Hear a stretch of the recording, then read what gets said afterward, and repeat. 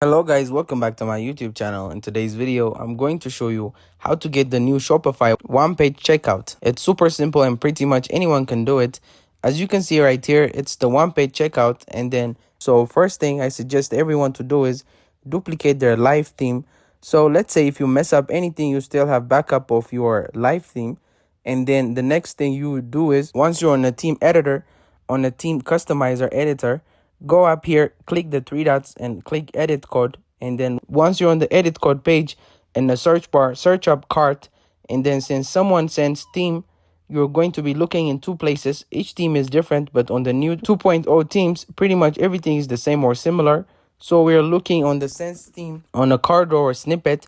And then for the cart page itself, it's going to be called main cart items. And the thing that we're looking for on this page is the form tag.